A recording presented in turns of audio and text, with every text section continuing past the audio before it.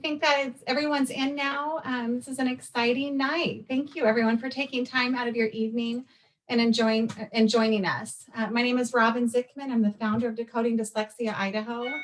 And we have many members of our team here with us tonight that helped put this special event together. Thank you, Dr. Kim Zadel, and thank you, Rose. Tonight we have a very special guest. Al is with us, coming to us from Illinois this evening.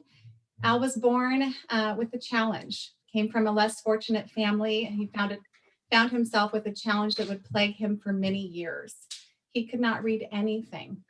At age 55, Al attended an adult literacy class where he discovered that he had a disability called dyslexia.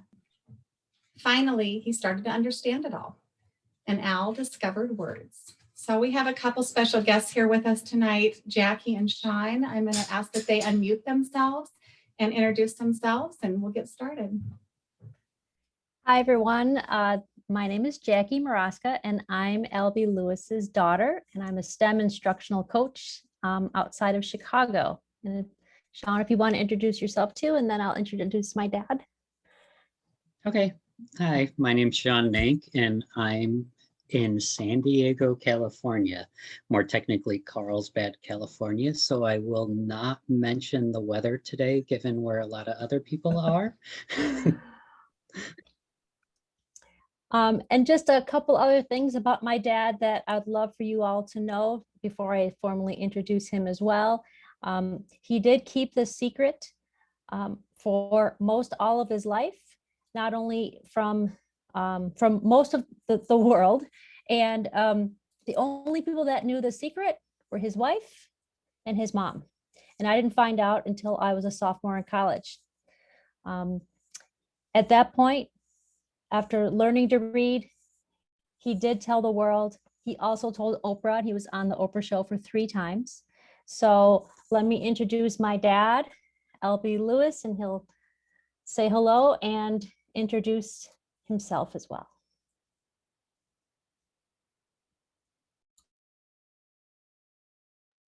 I think you're muted. You want to unmute? Bottom left-hand corner. How's that sound? Better?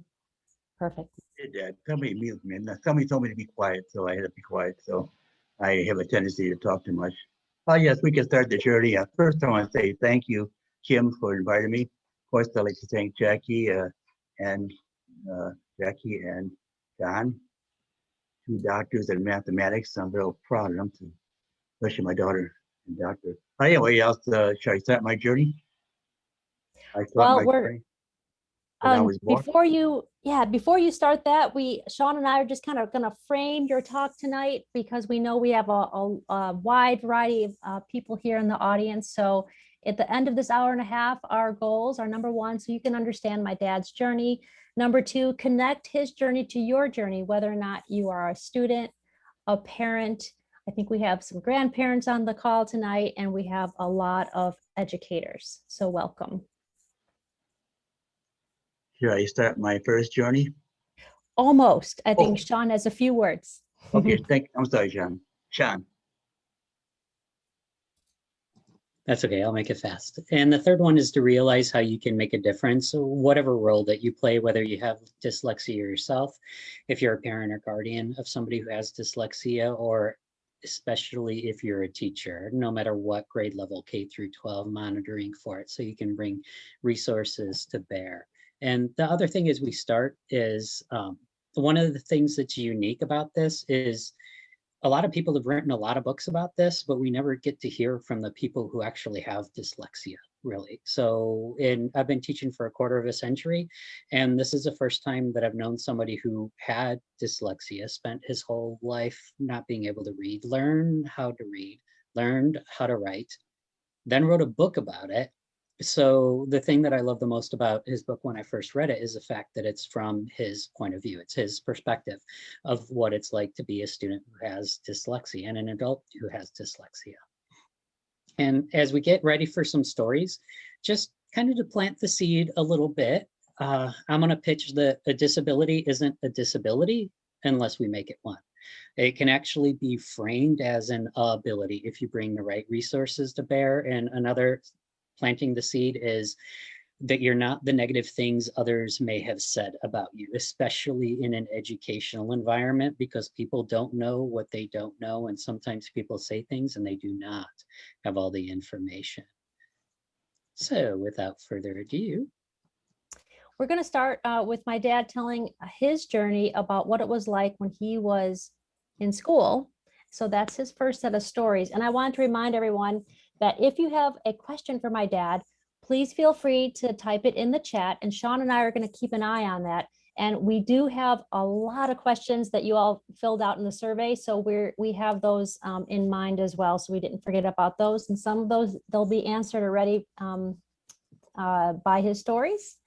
So my dad's going to talk to you now about navigating school. So you are on. Can I speak now? Okay, Yes, let's- it's all I have- yours. I have three segments of my whole life.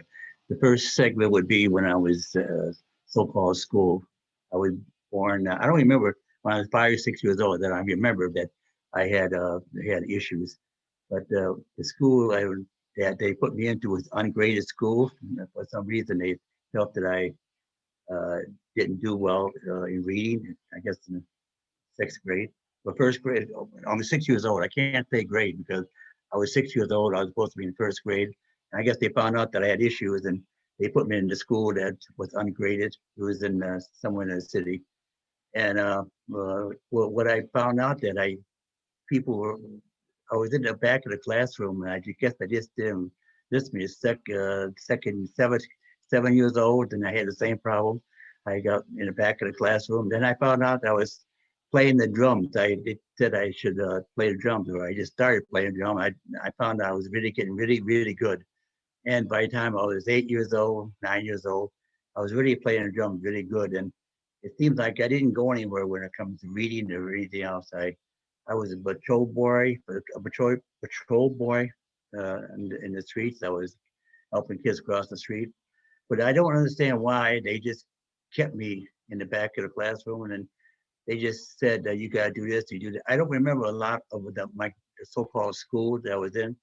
I went to a form school for some reason. I ran away, and I wasn't a troublemaker or even got in trouble. I just wasn't like that kind of kid. I just had issue with reading, and they just didn't understand how I couldn't read. They just thought it was kind of dumb, and I just couldn't leave.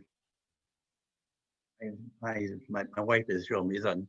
Yes, and I shined shoes for work because I was so poor. I had to help my parents out when it comes to money. Shine shoes, deliver newspapers, whatever I could do and make money. I was in. I got by the time I was 12 years old. I was in some kind of. I worked for a horse stable, and I memorized the horses when they said you want to work here, so I worked here. I worked at a horse stable by the time I was 13, 14 years old. And then I got good at riding horses, and I worked there. And all of a sudden, by the time I was 14, they told me I should work at a desk. And when people come in, you got to write the names down. So then I was really messed up. I couldn't write names. I couldn't just barely read the names. So they come in there. I said, they want this horse, and then that's okay. Put your name down. You do that. Write this. You write that. So I got away with that quite a bit. And by the time I got to 15 years old, I worked for a food store, and I guess like you call it, I was riding a bicycle with food, with a big basket on there, and I used to deliver groceries to a lot of rich people. I was in the area of Clark Street and your division, North Avenue. So I delivered food for about 15 and 16 years old. Then I went to 16. I quit school because I couldn't learn anything there. And then the last teacher that said something to me, said, "You know, you're gonna have trouble in the world because you can't read." I said, "I know that, but I guess I could thank him for that." Uh, then I went to a trade school for a year until I was 17, and I learned how to run the machines, and I learned how to do a lot of things without reading. So I was pretty fortunate that I got away with not reading. it seemed like nobody in my family knew. My mother knew there was an issue, but I don't think anybody realized that I really had a really serious problem until I got to be 20 years old, and my dad took me to get my driver's license, and I went and filled out the form, and I failed. So I mean, I just didn't. I failed. I couldn't get my driver's license. Then my older brother, they knew people that I know. I always make sure people that I know, my brothers or friends that are important people, that I would not have to worry about reading so much. So he got a hold of somebody that I paid to get my driver's license. So I got away with a lot of things I'm not supposed to get away with and stuff like that. But I failed, and driving a car is no problem. Right? And my brother taught me how to drive, so I had no problem with that. So I got the driver's license. I was enjoying myself, and then my dad got me a job at his place. I would run a machine. And I worked about 6 months, and I got so bored, and I said, I'm not going to do this the rest of my life, do a dumb machine like that. And I got to know the boss's son. So he took me out. He had his Corvette. So that was the first time I was introduced to a Corvette. So he took me to another plant where they were making boat parts for anything you think about, making parts for a boat. So he got me a job at that factory, and I got to know a lot of people there. So it seemed like they had the form filled out by my mother, I think. They got that job. Then I got to know other people. Then I didn't like that job anymore because things got to be, what I was doing every time I got a job, it was boring. So I just had to figure out how to know somebody, to get to know somebody. Then I worked for a boatyard, and I learned how to do things in a boat, and I couldn't take that anymore. Then I did some concrete, my brother, and I was on the third story, and they were pumping out concrete up on the third floor, and I had to hold these hoses, and I said, nobody in the right mind could do a job like this. So I got rid of it. I couldn't take that job anymore. Then I went back to the boatyard. I got to know a lot of friends that know how to work on cars, and I got to know people with cars, and they own a gas station, and I got lucky with that one.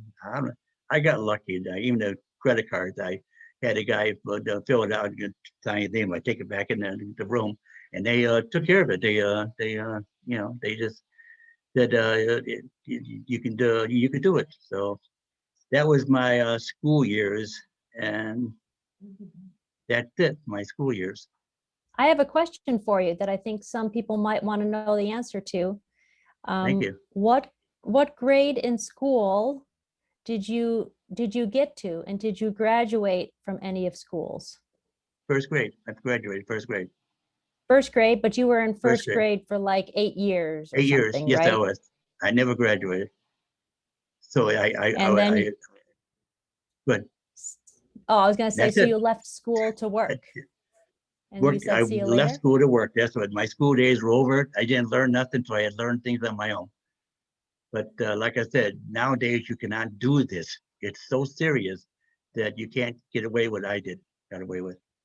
Well, I'm serious. there's- You have to read, guys.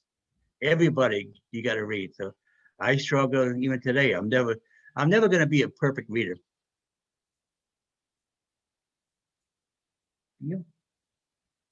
Feel. My wife gave me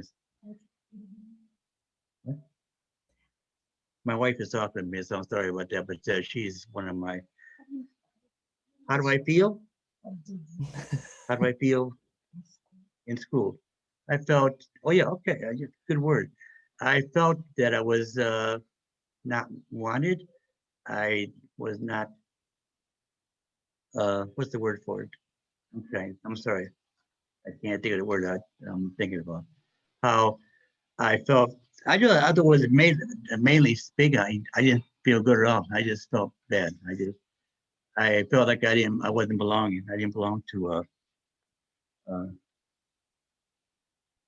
I'm lost for words, Jack.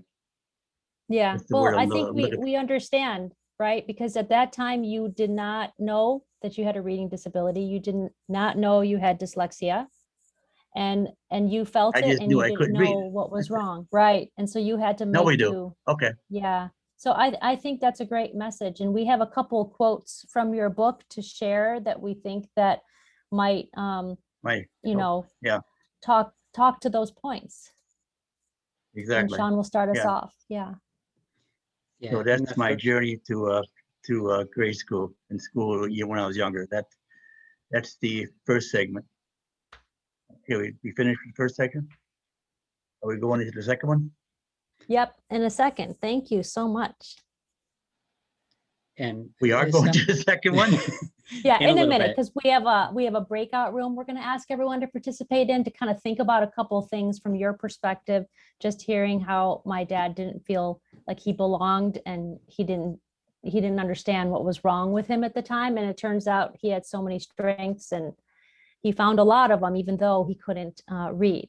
So from his book, if you want to take it over, Sean, there's a couple quotes that resonated with us. Yeah, and the first one that's from the book is teachers did not recognize my incapability. The teachers just put me in the back of the room. Some teachers must have thought I was stupid, uncooperative, or lazy. Exactly. Yeah. I never graduated. It was an ungraded school, so everyone had to do their time before being released to the world. And a teacher said to me, in all seriousness, Al, you are probably going to have trouble out there. I'd like to add one thing. They Mhm. tore the school down. I tried to go to see if I could find some records or something like that, but I found out they tore the school down. So I don't know what Yeah. happened to my records if I had any. So I tried. Yeah. So on that note, what we'd love to do is we're going to take 5 minutes, and we're going to put you in just random breakout rooms. So if you're here with your parent, you might not be in the same room as your parent, and that's totally fine. And we have a couple questions we'd love for you to talk about. Once you get in your breakout room, you'll be in there with about 4 to 5 other people who are passionate about dyslexia. And we would love you to think about how you thrive in school and how you'd like to thrive, thinking about my dad's story so far. So what does that mean for you as a student as you learn? And if you're a parent, what does that mean as you support, and you as an educator as you teach, knowing that, you know, the real struggles of our students who have dyslexia and don't feel like they belong yet.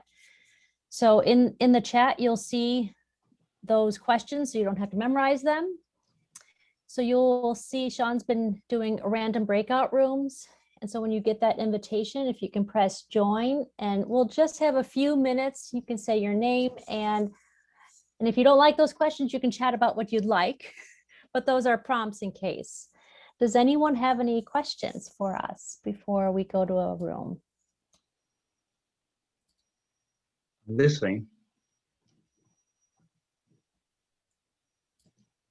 Okay, if not, we'll see you back in 5 minutes.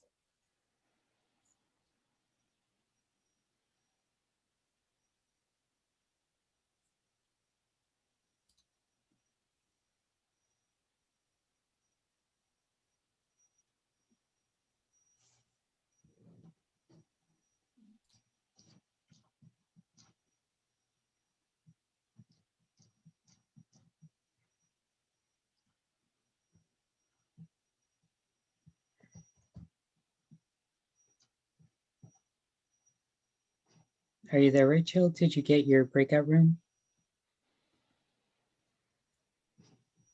You talking to me? We see Rachel still in the main room, but it could be that she stepped away for a moment. So, Mhm. all right. So we have, I'm not sure how many participants we're up to, but you have a big audience there, Papa. It And- was and don't 50 wor- something, almost 60. Okay, cool. So don't worry, we'll always say, and for the second story, so what your cue will be, Can I Papa, is talk? that your, yeah, well, Okay. yeah, you can just talk to Yeah. us four right now. You'll see the Okay. big giant number 2, and when you see the big giant number 2 on the screen, that's Three. when There's only I'm three. gonna say, now my dad's gonna talk to you about how we navigated through adulthood. So when you see the giant number 2, that's when you're on. So when we come back, Yeah. You gonna tell me? yeah, when we come back, Sean's gonna wrap up everyone with a couple thoughts, Hey, Sean, it says share out with the whole group, but I think we don't mean that, do we? Yeah, We we were weren't. gonna take that out. Yeah, I'll go ahead and take that out right now and just refresh if you'd like, okay? Okay. Okay, so that's out for some reason. Okay, so it's gone. For some reason, forgot to take it out.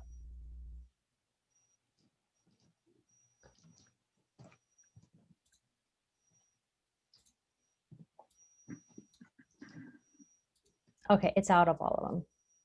All right, Papa, do you have any questions? Yeah, I Just think the three of us now.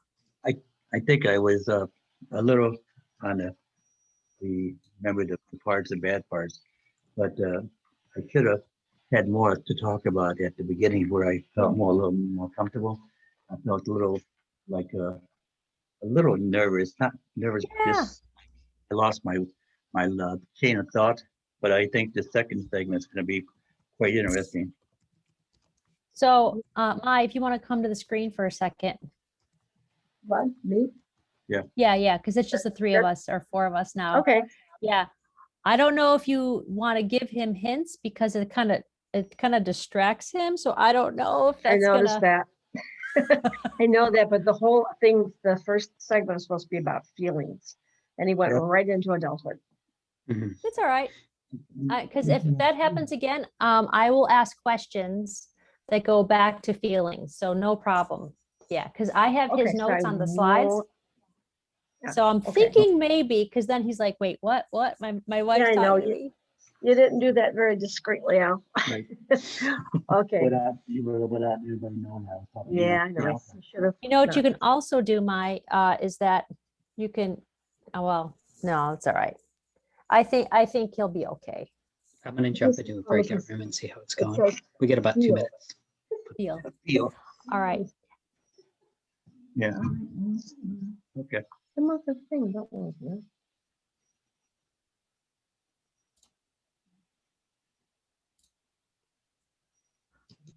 Are you gonna jump in? Oh yeah. Me? No, Sean. Okay. I'm gonna jump Yeah. into a room too. You guys stay right there. Don't press anything, okay? No, no, Bosses. no. Well, okay. Listen here. Emotion, yeah. Oh yeah. Okay. Right there. Right there. How come I got the full screen? They all left?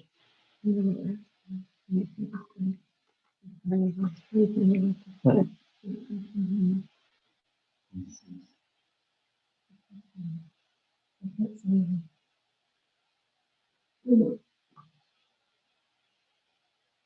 Oh, job description, bosses, promotion, head, applications, yeah, earrings. Okay. Uh-oh.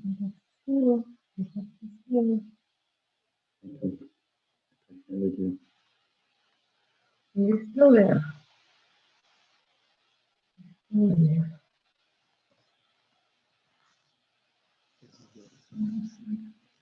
just want people,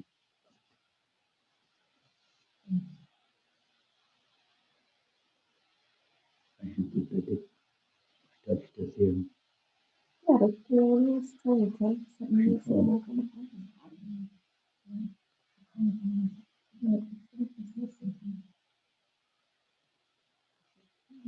Here.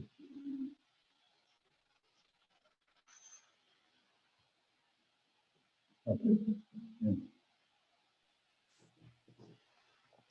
I think I lost my big screen.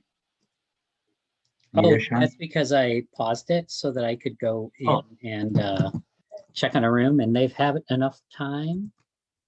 I had the whole big screen. Yeah, That's what you put in. I'm looking, and there I was, yeah, I think you the whole touched the, screen.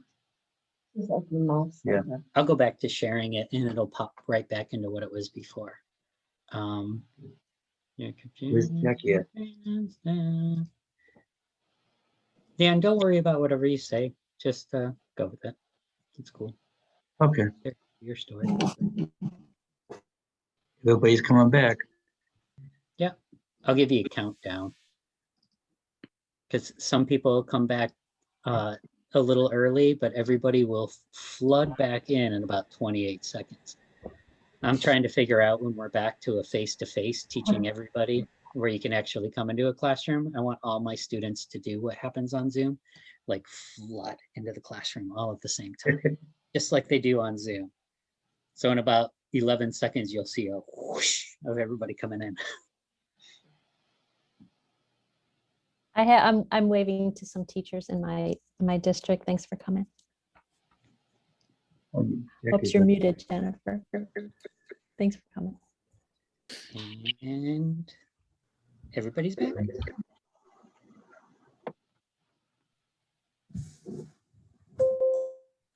So unfortunately, we don't have a lot of time to debrief, but if there's things you want to say in a little bit, if there's things you want to ask, we're going to have a full half hour of a Q&A session. It's going to be really organic. So if you're thinking about things right now that you want to share, things that you want to ask, please write those down so you don't forget them, because we want your voice to be heard and we want to be sure that we answer any questions that you may have.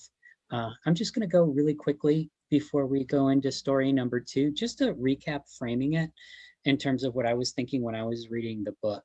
And there's 2 things that really stood out to me. The first one is Hammersley and Atkinson, Culture as Disability. Basically, these 2 authors published an article back in 1995-ish. And in it, they were talking about how our culture makes labels into disabilities. And if I can encapsulate everything that they were saying in the article, it's basically a matter of be careful how you label yourself, because it has a way of coming back and claiming you. So if you're not diagnosed, that's a problem in and of itself, because you're not having resources brought to bear to help you with your learning disability. The flip side of that, if you are diagnosed, then, well, let's be honest. I have a daughter who has a 504. She has a learning disability. And I'm going to tell you right now, as a parent, instead of the educator on that side of the coin, it's difficult at best to bring resources to bear. So the flip side of that is once you have that label, it's really hard to get some people sometimes to see you as something other than that label. Because in the 1990s, they made a big transition, which I absolutely agree with. Instead of calling people disabled students, we started calling people students with disabilities, which means that they're not their disability first, they're people, they're human beings first. And on that note, Malcolm Gladwell is one of my favorite authors of all time. He wrote a book called David and Goliath. And in that, he talked about if you have just enough of a disability, then you're actually at an advantage. So it makes it into an ability, not a disability. And the 2 disabilities that he specifically pointed out in his book was dyslexia and ADD or ADHD.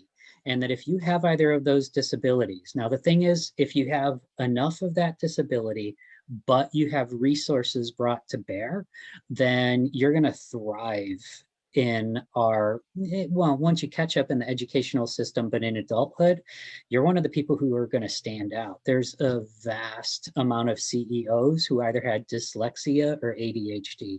And the reason why they're CEOs is because they had to learn to think about the world and to process the world and to act and interact and react to the world in a different way. So people who have something like dyslexia or other disabilities, you have to put more work in. You have to think about things different way. You have to process things differently. And as long as you don't give up, and as long as you get the resources so that you can be able to learn to read, you're going to think about things different from everybody else in the room, which is going to set you apart from everybody else in the room. And it's going to give you a huge leg up. So on that note. Thanks, Sean, for framing that.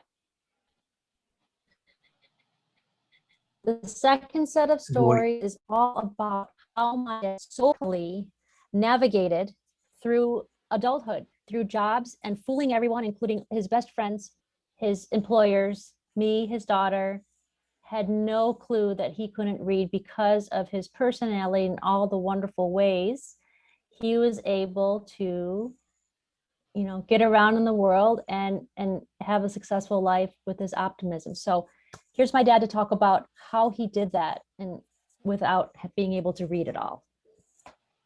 So you are on. Okay, I'm on. Thank you. Thank you, Jackie Maraska, for that. And thanks, Sean, for that opening up the everybody's mind about situations like dyslexia and reading disorders. Anyway, the second story, I'm sorry I did that. I think the second story is going to be about my navigating trying to get a job, which I got a job, then I tried dip this job, that job. And I always had somebody to fill out the application, and the way I used to do it, I say I got the application, I took it home, and that's how I got most of my jobs. But going through when I was 20, 21, I finally got my first car. I was happy I could drive.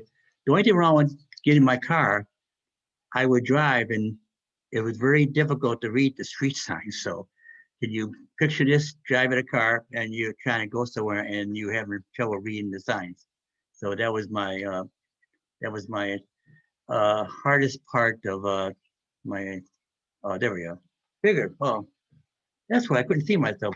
I couldn't see nothing. Anyway, yeah, that was the hardest thing to navigate. The actually driving a car. Can you imagine driving a car and you're 20 years old and your first car and you can't read the signs? So I got my first ticket when I had the sign. I made a left-hand turn. It said turn out left only. So I didn't understand the sign. I turned left. That was my first ticket. So I wasn't happy about that one. So I had to figure out how to memorize signs. So people would tell me, well, you got to go that street, and they would write the letters, the street on this card, any kind of piece of paper, and I knew the letters. So if I got close to a street, they tell me it's close to that street, this street, then I would find the letters of that sign and I would find the address. That's how I navigated a car and trying to drive. When my job, I worked for a boating company. I had to go all the way downtown. Can you imagine me going from Wheeling, Illinois, all the way to the McCormick place without getting lost? Can you figure that one out? It took me a while. I finally did it. So people told me this street, that where the McCormick place, I would stop and they would keep on going down that street, go down the expressway, and you see the big building. I said, that's not hard to find. So I found the building, trying to navigate inside that McCormick place, trying to find a place where I had to go find the people I was putting up the display board. So I had asked where the boat place or the name of the boat. I knew the name of the company. So I was lucky about that. So that was, I navigated that one. So I got out of McCormick and went back. And I know how I did it. But I got to know the bosses there. Then, yeah, I worked. Then I actually, next step was I got married. Yeah. I got married to Bonnie, of course, and Bonnie, she knew I was dating Bonnie for a while. So I finally told her, I don't know why I told her, but she asked me to read something. I couldn't. I said, by the way, you're going to marry me, and I got to tell you the truth. I have a reading disorder. I didn't know if it was dyslexia. I just know I wasn't too bright about when it comes to reading. So, and my wife said, well, you're pretty smart in everything else. I said, thank you. So that was my good thing. I'm heading to the right direction. So I was working this job at the boating place. I get bored. I didn't like that anymore. So I seen a sign where we lived in an apartment. I seen a big sign, Illinois. I knew the word Illinois. Then my wife, I said, the sign says help wanted. So Bonnie said, well, let's read the sign. She said, Illinois 2 works. And that's what I just knew, Illinois. And I went down and got applied for a job. I went in there and I said, what do you do? I said, I run this machine, that machine. They said, you got to fill out the application. I said, I really got to go back to work. I had an excuse, took the application, took it home, filled it out, and said I went to high school. I forgot what college, high school I put down, but it was a trade high school where they didn't check. I just went. And I couldn't take that anymore, working nights, because I didn't see my wife very much. I said, that's not cool. So I got to know somebody that I said, all the Illinois True Works is a very large building within the city. They did everything you think of. So I took us, talked to friends at Boston and talked to somebody, where are the rest area where you make a lot of money? So I found the guys that said, this department over here, you gotta know what you're doing and you make big bucks. So I said, find the boss, I'm gonna get the job there. So I talked to the boss over there. They said, what can you do? I said, I worked at a machine shop this way, just that and this. They said, go ahead, we got you. I got in. So working on days, I got to know a boss there. I started learning the machine. I said, I could do this. So it took me a month or two. I started doing it myself. So I kicked some butt. I just started working, and I made a good buck. I was offered a job as the boss, and guess what? You won't imagine that. I had to turn it down. Turn down two jobs that I had to turn down because I did it for about 2 weeks. I had to read a lot more of blueprints. I knew basic blueprints I was reading. I took it home and studied them by my wife, the blueprints, how to do each job. So I learned everything at home, learned how to order thousands of an inch, and it was real complex stuff. So I learned everything, but they say, I said, I can't take the job. Can't take the job. Then I started running a computer, and I took it home. I wrote everything on the computer, took it home and studied everything you possibly do on the computer, how to adjust the wheels and on the computer, just a day. I learned. Then the boss said, by the way, I want you to learn this. I want you to write it down right now. Write this down. You talk about in deep trouble. I'm in deep trouble. The boss said, you gotta write. I said, do me a favor. I said, I'm not a very good speller. He said, I'm not either. I said, I'm not either. So it was like I was getting to a point. I said, that's it. They're gonna find out. And this job I got would make good money. That's it. So I said, either you gotta do it, and I said, no, you do it. So I walked away. I went home. The other boss called me up and said, you have an issue. And I said, yeah, I have a trouble spelling it. And he got a little upset about that. He wouldn't ask me to write it down. I'm not a good speller. He said, okay, we'll take care of it. So they took care of it. So I got away with so many things. I'm saying, this is getting closer and closer. I better do something. But getting to the part where I was really getting nervous, and I learned everything I had on other machines. They asked me to do this. I did that, did this. And I'm surprised I did on run these machines. And it blew me away. I learned. I don't know if I had the ability. One of my good friends, how'd you learn that? He said, nice. No sweat, Joe. One of my best buddy I've known for years and years.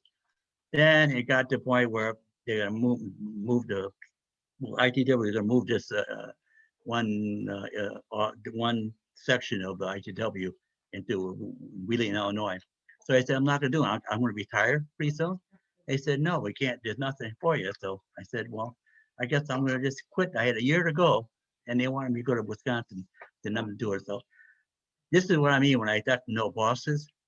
I knew 2 or 3 other bosses for other company. They went to another ITW company. I kept Ken's friends with them because we do cars, a lot of cars. I'm a car guy. Anyway, I got a hold of him. He was in charge of Buildex and other. They made screws, and he said, "Come on over here. Come over here. I'll get your job, y'all." So I went over there. I was off for a week. And I went over there, got the application, took it home, still took it home. Got the application, went there, and they said they interviewed me with 3 people. 3 people, a girl boss, another 2 bosses. They want to know how I feel about this company. I said, I am the kind of guy that would learn fast, and I would share this with everybody else. Everything I learned, I would share it with everybody else. That I like to work with other people. I'm a guy thing, and if there's issues with other machines or like that, I can learn. And then they said, we love you. Then I worked there for 1 year and I quit. I didn't want to make screws the rest of my life. So he said, what do you do for a living? I make screws. I don't want to do that. So we're talking about issues about job. The job paid pretty good money, and I just didn't want to make screws. So I retired right there. At 55, I got my pension. I got this, I got that. And I was just so happy that I was making more money to retire.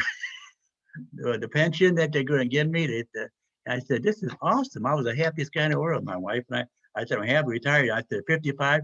Now what are you going to do? I'm going to be a high maintenance bum. So I said to my wife, I was the happiest guy in the world. So then my daughter came into the picture. I retired, and Jackie said, what do you do out there? I'm learning how to cook and all that. And she comes home, she comes from college, and she said, read this. I said, oh man, now Jackie's gonna find out. Yeah, the whole world's gonna know what Jackie knows. And I said to my daughter, I can't read. I had a feeling. I might have had a feeling you had a reading problem because I was this, but I wasn't sure. And you didn't tell me. And I heard from her for a long time. I was sad. I should have told her. Anyways, they got to the point, and Jackie went to did she study up on dyslexia people or reading disorders? She did the or reading disorders. So this is the best part. I mean, you talk about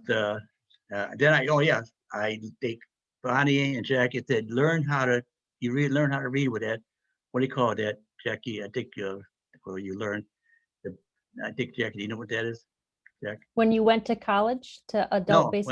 When you learn how to the basics of you. Oh, phonics? Phonics. So I did My that for mom about tried. a month, phonics. Yeah. And I said, there's no way anybody can learn how to do phonics. I don't care what anybody says. And it's boring. I said, I can't take it. And then Jackie said, I'm going to investigate COD, College of DuPage in Chicago.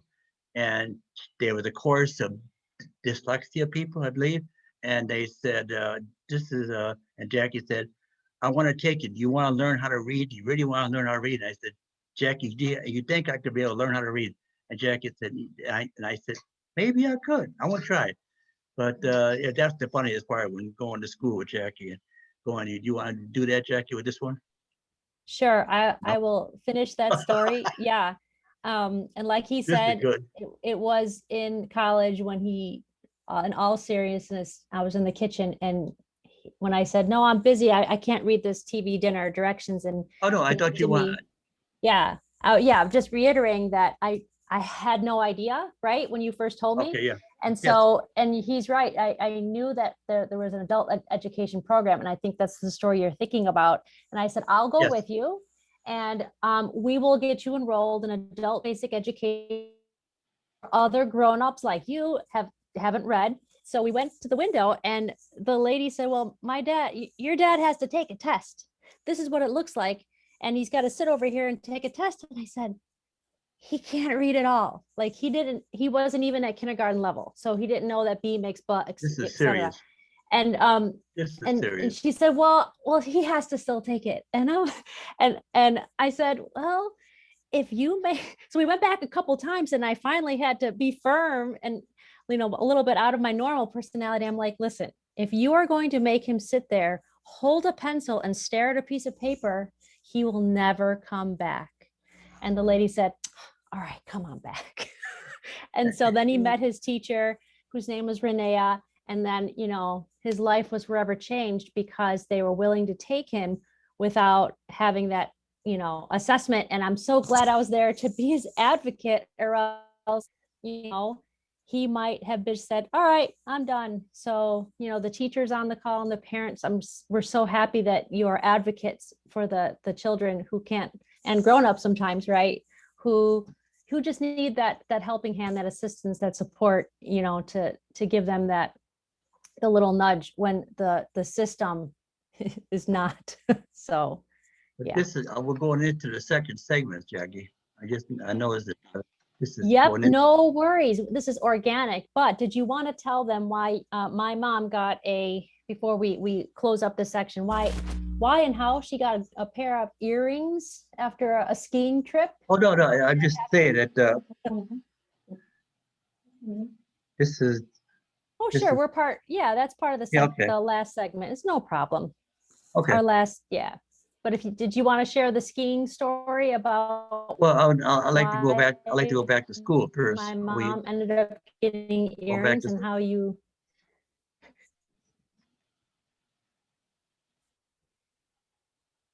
If not, we'll go on to Well, the next I segment. just thought maybe in school when I learned how to read, I was just starting to in the classroom, and I met the teacher, and she was a great teacher, and then I uh, I failed. Well, maybe I should tell you that the program that I was involved with, the Wilson program, that's the program that they put me into, and the teacher was an awesome teacher, and I started to just reading words, and he was there watching me read, listening to me read, and I felt that I wasn't that nervous. There was just two-syllable words.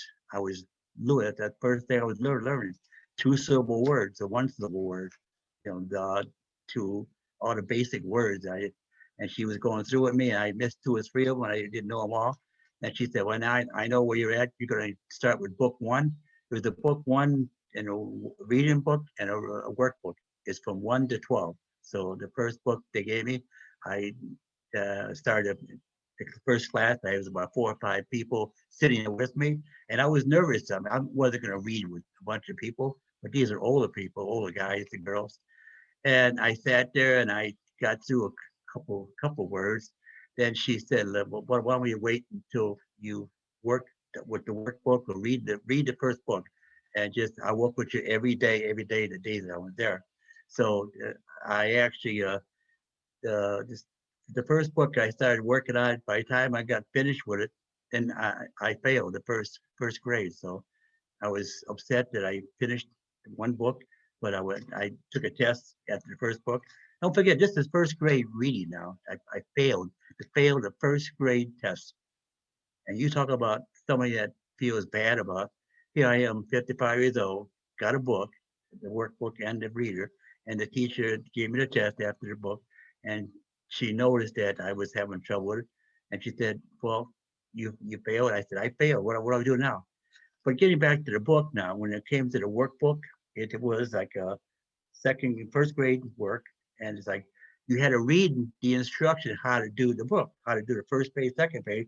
And I asked the teacher, "Was you asked me to do this workbook?" I said, "It says the instruction how to do it." I said, "I can't read the instructions." So every time two segments, or 2 page, 3 pages, the workbook, she would read all what you had to do with each book. Each each page had I'm trying to explain this where it's so silly what I did, and now I say I did all this. It was like I did this, but I failed. But doing the workbook, it was really rough doing the workbook and reading the instructions. So each 3 pages go by, I had to read.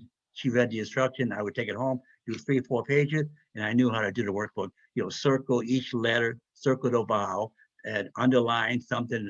It's basic reading. And after that, I finished the second. After I failed the first, I went back to first grade again, and I passed. And there's where I got my first high. I passed the first grade book and the reader.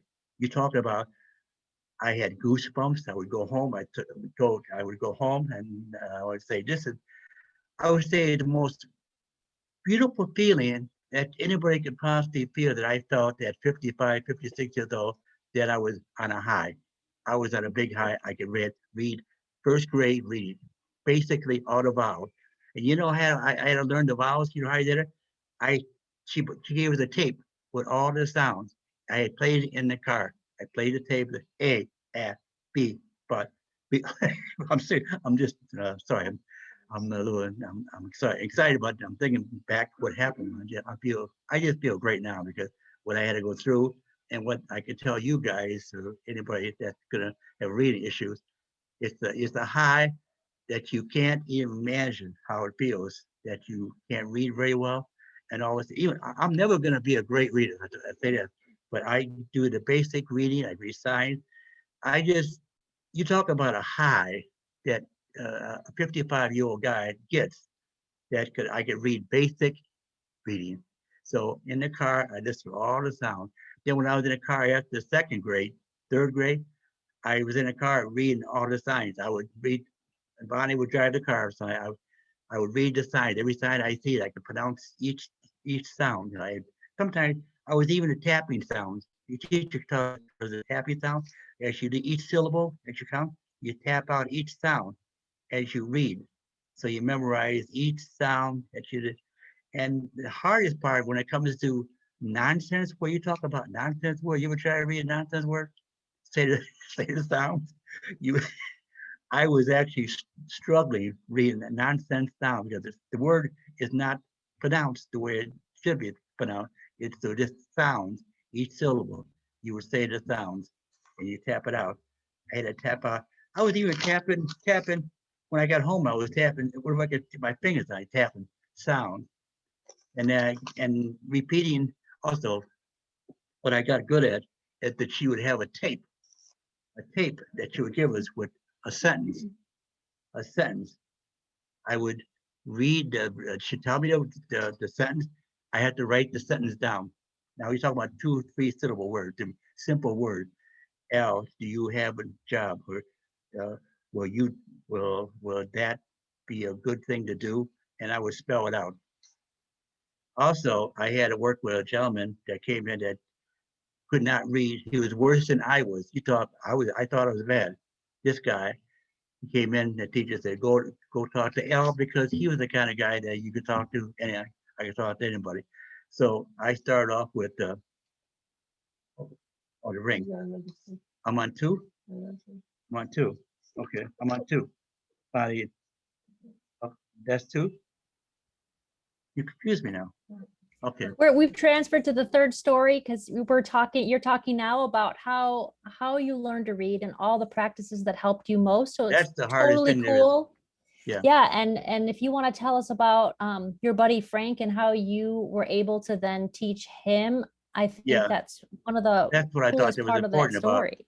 about Mhm. teaching somebody else that they talk about a high when you're talking about somebody that you thought you were pretty, non-reader.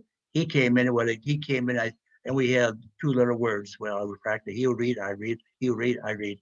And then got to the point.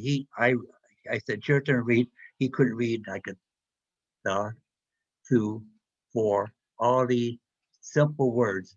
And I said, do you read? And I read. So he missed, and I said, I missed that too when I started here. I missed the same words. So I was telling him I had the same issue he had. So make him feel comfortable with it. I had the same problem he had. So we would go and read together, just words. And we did it for a year and a half. We worked together. So we worked together good because we learned each other. After a while, he spelled better than I did. I said, it just doesn't make sense.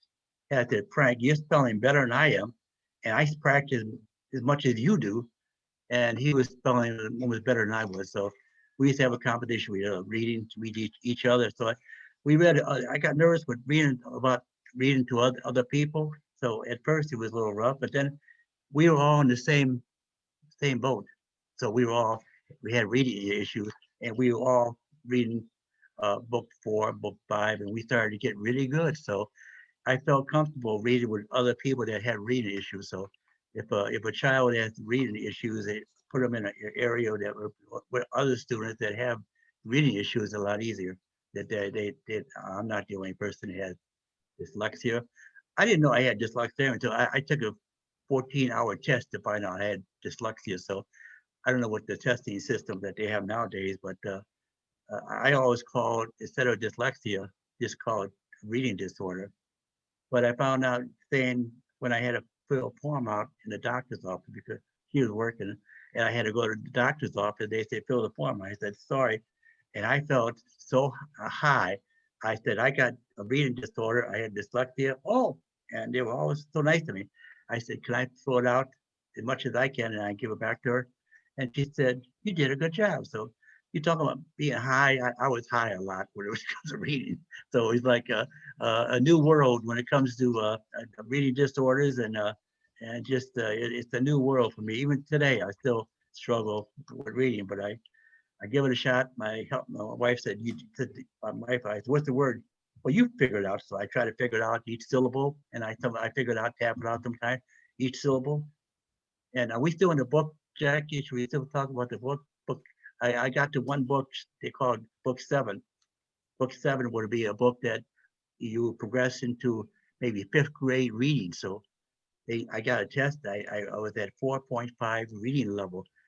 You talk about a high. You talk about somebody that it felt so good that I could read that level of reading. So you talk about, thank God, man, I did it. I did it. Not 100%, but I did it. I did enough. So I'm gonna get to one more issue when it comes to, I went skiing with my friends of mine. They were all, like I said, I get to know a lot of important people. So I got to know a lot of firemen. So we all went skiing to Aspen, about 5 or 6 of us, firemen. So I don't know where I fit. I wasn't a fireman. So he's my brother-in-law. So anyway, and I had to go somewhere to get something for my boot, my ski. I left. I don't know. Somebody dropped me off. And I figured I'd get back. I could not find where my room was in the skiing resort. I'd Aspen, Colorado. There's so many, if you've been to skiing, there's a lot of little towns right there, and I could not find where I had my guys where I stayed all overnight or stayed asleep. So it took me about an hour and a half, 2 hours. I finally figured out where they at. Then all the guys said, "Where you at?" And I said, "I was shopping for my wife. I bought her some earrings." I couldn't think of anything else, just doing something. And I had a line that I don't call it lying because I had an issue, a reading issue. So I deserve to say different things, right? I always thought that way. And nobody found out. My brother didn't find out. Nobody found out. Nobody found out until I went on the Oprah show. So we're getting close to the end. Is that something I missed, Jackie? Well, I think those were really powerful stories. Oh, yeah, and one more story. yeah, and then we have we have to take questions from the participants. But yeah, you have one more story. One more question, real quick. I had to get my driver's license. You ready for this? I'm really. I had to go for my written test because I was a certain age. I went go for it. I said, I studied the book, and I went to what I said myself. Written test. I did the written test. Spent a little extra time on the test, and I finished. I walked up to the lady, and she said, "You passed." Oh man, I passed. Then I said, "By the way, did I get them all right? It's really serious that you tell me this. Did I get them all right? Well, you passed. What do you want?" I said, "Please tell me." And I was talking about, you're talking about a high, just read, man, it turned me on. Anyway, she said, "Yes, you did." So I celebrate, man. talking about a high. So my life is a lot of things about getting high. High on life. High on life. That's it. No drugs, no nothing, just high on life, man. Life is precious. So kick some ass and excuse the expression. Okay, now I think I'm finished. Am I finished? Thank you.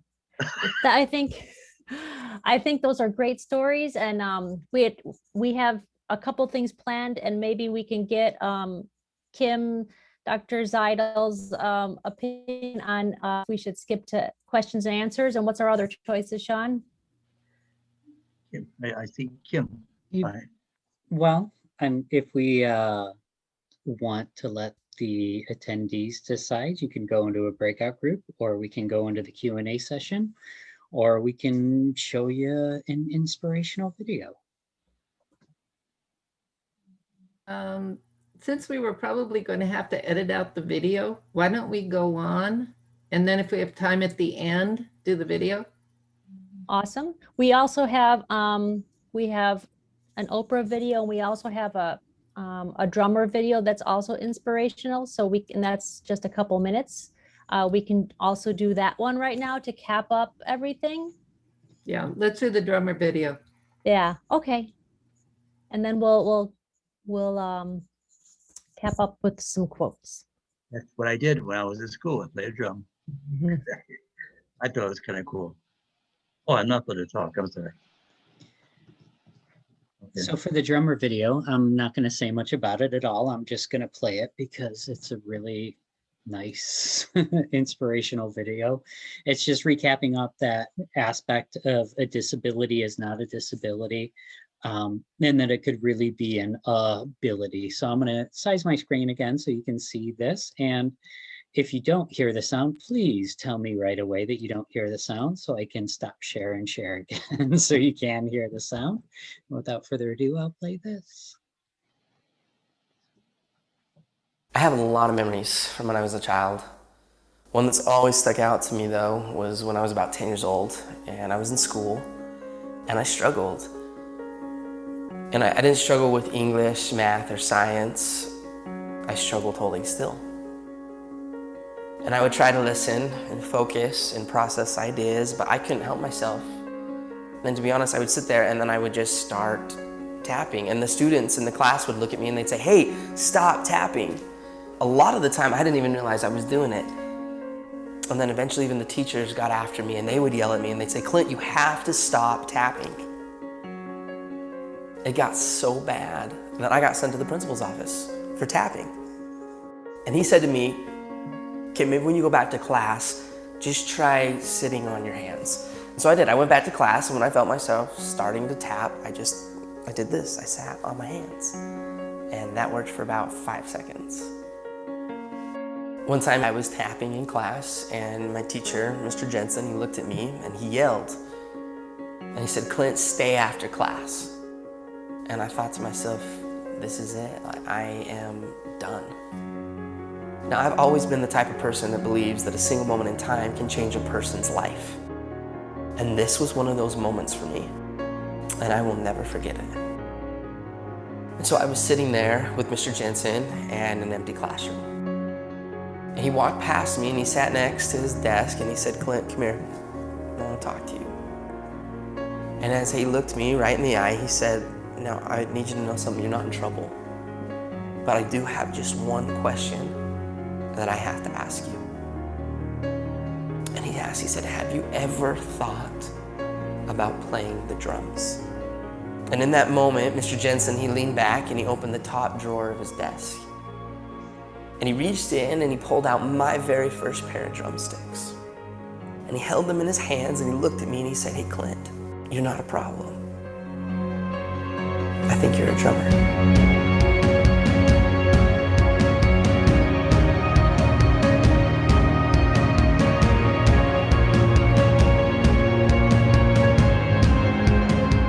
From that moment on, I've never put those sticks down. I've toured, recorded, and played drums all over the world. My whole college education was paid for with drumsticks in my hand. Just because of a single moment in time when somebody believed in me. And he saw something in me that I didn't even see within myself. And from that moment, I learned that there's a difference between being the best in the world and being the best for the world.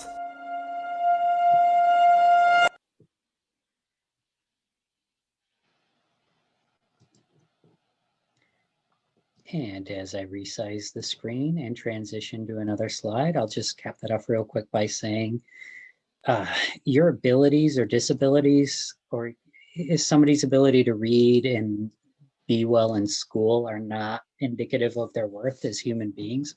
And they're not really a measure of intelligence at all.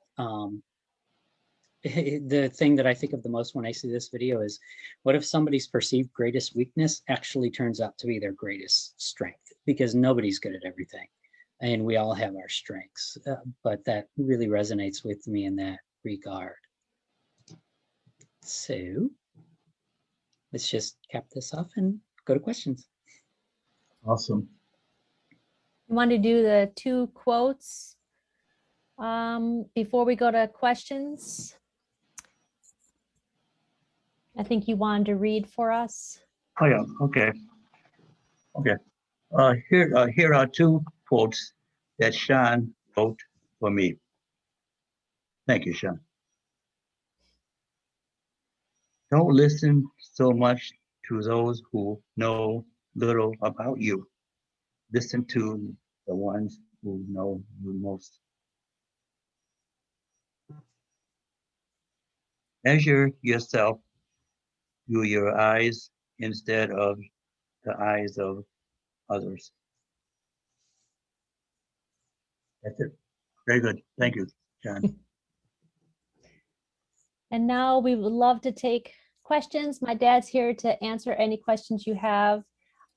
So we're going to be really informal and Sean's going to help to facilitate that. So you can just unmute yourself and ask a question from my dad and he'll do his best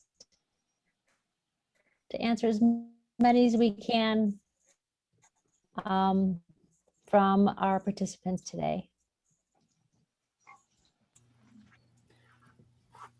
Al, what advice would you give our young people that are listening and watching today that are struggling readers? Don't give up. There is help out there. There's help out there if you seek help. If you're at a 9 years old, 10 years old, if you have reading issues at that age, you must seek help. Get a teacher or your parent teacher that there's an issue about reading. You probably have dyslexia. If you use the word, even though you're not tested, dyslexia is a word I used a lot because I felt actually good about saying that word dyslexia. I don't say it right, but I've used it and people understand. And if you talk to teachers that you have, but you have to have nerve. You have to have your parents, your mom, dad, or friends must talk to you and say, it's okay. You have dyslexia. You have a reading disorder. There are programs out there. Your teachers must find help for you. But the bottom line, you can't be afraid to say the word, I have dyslexia. And it's okay. A part of your brain, left side or right side, I'm not sure what side it is. One side has an issue that you were born with it, but there's good things about having a reading disorder. You are strong in other forms of education that will help you navigate your growing up. But it's so important that you guys, the teachers, you guys must catch these kids before they get 9 years old.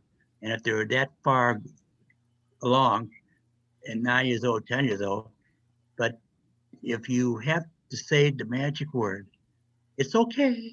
It's okay that you have a problem. Then the only thing you have to worry about is somebody going to call you the bad word, stupid. That's what bothers the young person. When another person say you are stupid, that's the word. It should be mandatory not to use that word ever in school because it just hurts a person that has a reading disorder. Or I never wanted to hear that because I knew I had it, and I just didn't want somebody to say you have you are not very bright. It just you guys, the teachers, all you guys that are teachers, going to be teachers, you have to go and teach and talk to them, even though even if they're older in high school, then that's serious when they're in high school and they have a reading problem. But tell them there's help out there. There are programs, there's 2 or 3 programs, not just my Wilson program, but there's seek help and you can, if you get the right teachers and they could kick some butt. They could learn basic reading. If they have disorder, I don't think they'll ever be a great reader. Anybody that says that they really learn how to read, now come on, it's really difficult. It took me 10 years to learn basic reading, 10 years of my life, but I enjoyed every bit of it because I had time, I had the right teachers, and it's so important. Teachers. The parents got to help too. Parents, I'm serious. This is a serious thing about this disorder, reading disorder. It's a thing it's like a plague going on in your brain, and you don't want to tell anybody that you have a reading problem. That's the problem too. They are afraid to admit they have a reading problem. But I think without taking a test, they could just, I have dyslexia, and it's a word that you can use. And I used it a lot, and I felt good about using it because I could I could get help. It's okay. My brain on one side said, "We're not going to do you, Al. You're not going to do me." I'm just kidding. But I would just, it's serious, so serious that you have to think about this. Say for instance, now you heard me talking about reading, how I struggled. I had a lie. I didn't use the word lie because the only thing I could do is say that because there's no word for it. Everybody that's involved with their kids, their own kids, they have to think and say, it's okay. You have dyslexia because you might have to go for a test for 6 hours, whatever the test is, but it's just the basic reading. If you have, I mean, they call it other things like, I forgot the other word, DD or whatever. I forgot the word they use for disorder, reading disorder. I call it just reading disorder and dyslexia. Use the word dyslexia because it sounds good and this is what I got, period. And we could go out there and kick some butt. I could learn how to read. I know somebody that didn't read nothing, basic alphabet. Come on, alphabet. I 55 years old, alphabet, A, B, C. I even did my grandkids when I was babysitter a couple of times. They would go up the stairs and I would say, okay, you gotta do this. First stair is A, the first step, second is B, A, B, C. Each step is a letter. My grandkids, I taught them how to say A, B, C, D, E, F, and sing things. H, and they sang too. But each step is a sound. Then I got the A is at, B is ba. All right. We have lots of questions, so thanks Okay. for that question, Kim. Okay, question. And my mom is always also there if you had. Yeah, question for my wife. She's right here. She's lurking in the background, but she's happy to answer questions too. But She gives me a bump once in a while. She's my teacher, my coach, my spelling issues, and I don't spell it right. I don't say it right. I see Rachel has unmuted. I don't know if that's you wanted to hit a question. Yeah, thank you. I'm a first grade teacher, and I totally feel what you're saying as a teacher, going, oh my heavens, what can I try? I feel the need. I'm curious to know, when you were trying to learn at a young age, first grade-ish, and from when you did as an adult, what stands out to you as the big difference that started to make it click? What can I do more? Explain that again, please. Where you at? When you were first learning in first grade and it wasn't sinking in and you realized it didn't make sense or it wasn't working, what was the big difference between when you were young and trying the first time to when you were an adult and it was starting to work? What stands out as a big difference? I can't say it was actually first grade. It was no grade. So right. My daughter is there now. Right. And I don't know what actually, because don't forget, when I was younger, I was poor as poor. I lived in a truck sometimes. I lived in an alley. I was really poor. So it comes to first grade. I don't remember first grade. I don't remember doing anything in school. Just trying to survive and work and make money for my family. Trying shoes when I was 6 years old. I didn't spend a lot of time in school, so I can't compare what I was doing in school.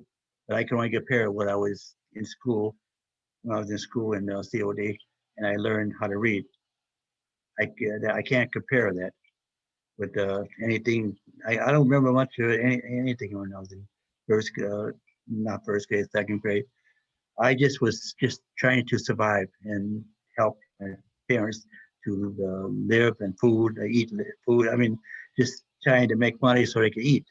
So my dad wasn't a bit of an alcoholic, and I wasn't the happiest person. I made it happy because I did things with my brother and I did a lot of things together.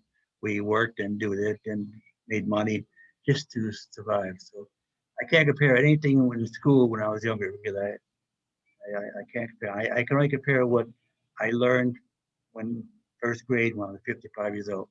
And can I add to that? Oh, sorry. Good. Oh, yeah. And if I could add to that from an educator perspective, I think what he's saying, as you can probably tell, I mean, if you think about Maslow's hierarchy of needs, all he did in school was sit and just spend his time. Teachers didn't bother him. Teachers didn't even ask him to do anything. That's why he has no memories of it. He just sat and looked out the window and he had some papers in front of him, from what the stories I've heard over the years, because he was really concerned is, am I going to eat tonight? Because, or am I Yeah, I ran away. Yeah, but truck I ran away one time and they put me in tonight, audio home. or am I was I never a going to bad person. actually have my house tonight? Things that, yeah, went away. Right. Right. So the circumstances did not allow, my internet's unstable, him to really remember. But I think that what he said earlier about having a program that attended to his needs as a dyslexic reader after he was diagnosed really made the difference, because I failed at teaching him, even though I was certified like an adult basic education. My mom tried and it didn't work. So the only thing that worked for him that clicked, like he was telling earlier, were things for him in the Barbara Wilson program that really made reading big and difference. talking and writing tangible, like looking in the mirror, tapping things out, and having that fantastic teacher. But it was what really changed it was having the diagnosis and then having a teacher trained in dyslexia. I don't know if that answers your question, but anyway, I just want to add a little bit of tidbit of what I've Hope heard so. over the years. Well, yes, thank you. That helps. And it makes sense. I mean, you're young when you're, and then not remembering as much, but yeah, I'm looking for something. What can I help change differently that can help switch that grasp? So When I was younger, yeah, what could I help? There's a couple of things that I'm thinking about as you're asking that. I think part of it is that they didn't even have this word back then.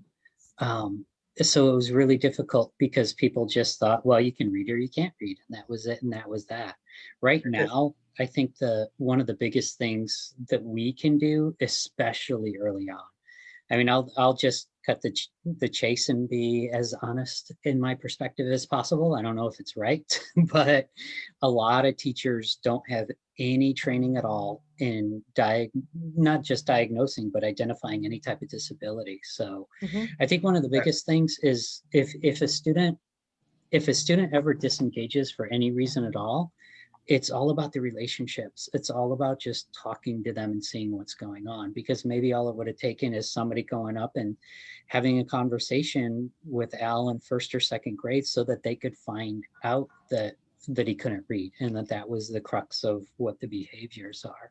The really nice thing about it now is we can diagnose people in, I think for dyslexia, if you're preteen, it's like a 3, maybe 4 hour assessment protocol. And then you can know, and we have a litany of resources. And I've been on both sides of the spectrum because I have a child that has a learning disability. As a teacher, I heard the pitch from the district in that we can't do this. We have too many people. We want to save money if we diagnose. I mean, these are all the conversations I've heard on my side. But as a parent, it's a matter of I had to have the conversation of I don't care. You're bringing all the resources to bear for my child that she needs, and that's it, and that's that. So it's kind of a matter of advocating, but the biggest thing, especially at your grade level, you said you were first grade, right? That's when you need to catch it, K1, 2. If you can catch it, then they have time to catch up. So it's just that matter of if there's anything that you feel is even remotely, like, I'm going to use a word I don't like using, off in any way, trust your gut and talk to the student, talk to the parent. And it never, now there's some school districts I've worked in where they've told me I don't want to do diagnostic testing. And I've said, too bad, so sad. I'm the teacher, I'm requiring it. So it's just advocating for your students so that they can determine if there's something, if there's a disability there, and if there's resources that they can bring to bear. Yeah, and the other thing with the little ones is they just need, well, they don't just, but they need a lot of practice on the phonemic awareness, beginning sounds, ending sounds, rhyming, adding sounds, deleting sounds, changing sounds, and then the tapping out of the sounds and the syllables. They just need a lot more practice, but they can learn. And if you have that school district that really doesn't want to do that effort to diagnose these kids or at least test them for special ed, if the parent in writing requests that they get tested, the school district has to do it. And I remember I worked for a principal and she said that. And so I was working with at-risk elementary school kids. So I told all the parents to write a letter to the district to get your kids tested. And they all did. I said, you probably only got 2 weeks until she realizes that she shouldn't have said that. But they did it, and they all got tested. So parents have a lot more power than the teachers, but the parents need to know it's okay to push. Yes, I agree. Totally push. I definitely feel the need for knowing more on where exactly is it that they're missing out on something, or what specifically. I've been teaching first grade for 12 years, and I have one particular kiddo this year that's it's a unique. I'm like, wow, in 12 years I haven't seen this, and I'm really starting to wonder if it is dyslexia. And like Sean was saying, I don't know much about it. I don't know hardly anything about it, and I want to know. I'm like, wow, is this it? I'm not sure where best to help that kiddo without knowing more specifics. And so that's why we're trying to dig in. Okay, what can this person do? What can't they do? Where are we losing her? So yeah, it's very important. Thank you. Thank you. Well, thanks for having us, Kim, and Yeah, Decoding thank you, Dyslexia Idaho. Where's she at? Where's Kim? I'm here. Okay, I just, Tell me. okay, you're right in the middle. Okay, I like to thank all of you to that you would listen to us and get educated about how important this is to all our young people in the world, even a little older, that they have issues and they don't want to talk about it. But there's help for high school kids too. But then you just said that teachers have to approach these kids very, very gentle. Yeah. They won't get hurt by being having the issue they can't read, especially that, and don't let the other kids know about it too. So this is critical when it comes to approaching a young person and let them know that it's okay that you have a reading, or it's okay that I got dyslexia. There's help for you. We have special teachers that can teach this Wilson program or the other program. And it takes a little longer for them to the basic readings. Once they start doing the basic reading, they'll get higher like I did. So, and I was older person, older. Come on, 55 years old, and I got eye on this stuff. I was even. I'm going to type in the chat the name of his book, so you can get it on Amazon. Or Jackie, do you know because Amazon doesn't give him very much money for doing it. You get like 50 cents. But if you buy the book through the publisher, he gets half of the cost of the book. And so if you would, Jackie, if you would put it in here in the chat so people could order his book. I Sure. also have a course at NNU using the book for the course. And if you're interested in that, you can go for it. Yeah. You listening, Jackie? Yeah, she's working on it, I think. Kim, do you want to put your website, the NNU website, in the chat? Me too. I can do it. I don't even know what it is. I can do it. Thank you so much. This was so inspiring, truly just moving. And as a mom of a kiddo who is severely dyslexic, I appreciate every educator that's here with us tonight, taking time out to have a better understanding of kids like mine and kids like Al. Carter's here with us tonight. My 12-year-old son still reading at second grade level at best. He is a warrior, trying hard, and I appreciate educators who are educating themselves about kiddos like Carter. He was often misunderstood in the classroom, and it's just important to catch him early on. Yes. So important. So thank you for being here. Thank you for your story. It was inspiring. I can't wait to read your book. I'm going to read it to Carter. I'm going to order it tonight. Thank you very much. I think I know you enjoy it, because Sean, when he first read it, he talked about it quite a bit. When he first read it, he said, I got a lot of questions for you. So Sean was totally proud of Sean too. That's how I met him. And Dr. Zadel has some great courses at NNU. She did put it in the chat there. Some really, if you, as an educator, if you're looking to learn more about dyslexia, she has a book study that covering the book written by Dr. Sally Shaywitz, Overcoming Dyslexia. Wow. and several other courses that will really just help you have a better understanding of the kiddos that are probably in your classroom. They say 1 in 5, 20% of students are dyslexic. So it's about learning about the kiddos and the disability. So you as an educator can see those signs and Yes. Yes. not diagnose. We recognize in the dyslexia world that dyslexia is considered a medical diagnosis. And as an educator, you're not allowed to diagnose. And as a parent, I don't want you to. I just would ask that you would help us recognize the characteristics of dyslexia, the early signs. As a teacher, to share with a parent, I think your kiddo might be showing signs of dyslexia. Had someone said that to me when my son was 5, 6, 7, even 8, I would have started this journey for him a lot sooner. So I appreciate that. Any other questions, or should we wrap it up, Dr. Zadel? I finally found what I needed. We just changed, we just changed his website to a Google site, and on the website you will find out about the 2 ways to order his book, which is either through lulu.com or Amazon. And there's more about my dad. So there's his new website. Wonderful. Thank you. Can't wait to read that book. Yeah. And our next webinar is the first Wednesday of the month, and it's with Kirsten Lewis again, doing, she's a speech therapist and helping us with different techniques. Great for first grade teachers because she has some really cool things that she does with little guys.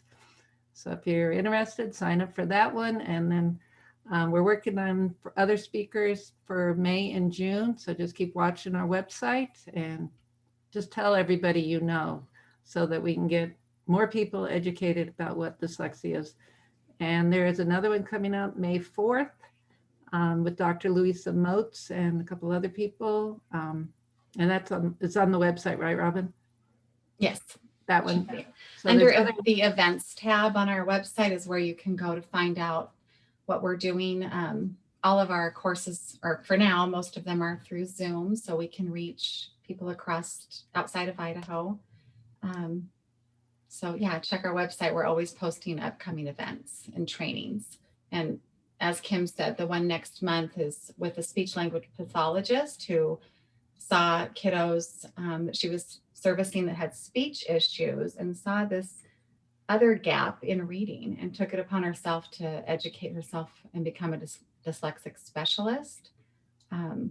So a lot of times speech and language and dyslexia all tie in. Kiddos that struggle with holding a pencil and needing occupational therapy, that also, all of those things a lot of times tie together. So if you've got kids in your classroom that have other things going on, I think that's my biggest hope is for educators to understand the broad spectrum that dyslexia can be on. You can be mild to quite severe and a lot of different signs. And there's no 2 kiddos that are alike. So just be a life learner as an educator and learn all that you can. Yep. Thank you so much. This was inspiring. I hope to stay in touch with you, Al, and your family. I appreciate your story. It was moving, and I appreciate your time. Yeah. Thank you, Jackie. All right, Thank you, thank Sean. you. Thank you, Alby. And thank you, everybody else that's here. Appreciate it.